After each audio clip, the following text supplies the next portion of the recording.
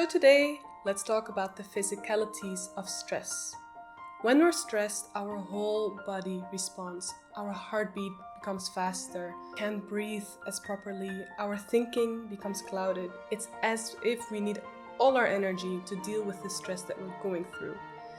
And this also leads to a vicious cycle, because our body always listens and responds to everything that's going on. When we're stressed, our body responds. Because of this physical response, our body becomes even more stressed. It's a vicious cycle. There's two brain parts associated with stress. It's the amygdala, which is associated with stress, fear, anxiety. And when we're stressed, the amygdala becomes activated.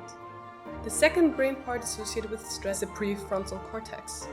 When we're stressed, all our blood goes to the amygdala, which becomes activated, so that the prefrontal cortex, which is associated with executive functions in our brain, does not have enough blood to function properly anymore, hence the cloudy thinking, not being able to think straight and clearly anymore. We cannot avoid stress. We have stressors in everyday life. However, we can learn how to deal with it. And the trick here is to transmute the stress and release it from your body, release it from your nervous system. There's various tools and techniques that you can use to transmute and release the stress from your system. And I'll mention 5. And these techniques will help you to build resilience, perform better, and show up in the world like the rock star that you are. Technique number 1 is taking deep breaths, starting from all the way down in your belly. Deep breathing activates the vagal nerve that then sends a signal to your brain to lower your heart rate. And as we talked about, your body always listens and responds. So when your heart rate lowers, your body also calms down and relaxes again.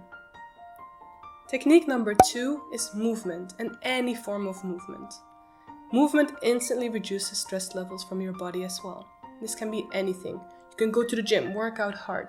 You can go walking. You can go stretching it out. You can go running. Doesn't matter. Movement reduces stress. Technique number 3 is laughing. And fake it until you make it. Your body responds to everything literally. So that means you can trick your body into feeling better. When you laugh, you put on a YouTube video that's very funny and you laugh. Even if you don't mean it, your body takes this literal, responds to the movement of laughing, and sends a signal to your brain to release the happy hormone serotonin. Fake until you make it. Laugh until you feel better. Technique number 4 is posture. Along the same lines, when you improve your posture, stand up straight, turn your shoulders back, open your chest, put up your head a little bit, not too much, you don't want to look cocky. Your body sends a signal to your brain again that, oh, my posture is good. I'm activated, open, welcoming. I must feel good, right? So again, hormones are released that make you feel better. There's been a study that was conducted where people who were depressed were asked to start playing badminton. You know badminton, like tennis, right? You may wonder, what does it have to do with each other? But the study showed because when you're depressed and when you're not feeling good, you often look down, look to the ground, you don't feel so good, you start shrinking. When you're consciously playing a sport like badminton, you always need to look up to find the shuttle, to throw it back to your opponent, right? So the study showed that, again, fake it until you make it helped to make people feel better because they changed their posture, improved their posture, started looking upwards again, which was very different than how they used to look, which again made them feel better in the long run. And technique number 5 is meditation. Meditation doesn't just help to reduce stress in the moment itself, but it also helps to prevent stress. What meditation does on the long run, especially when you practice it on a daily level and really build up that practice, is that meditation reduces activity in the amygdala.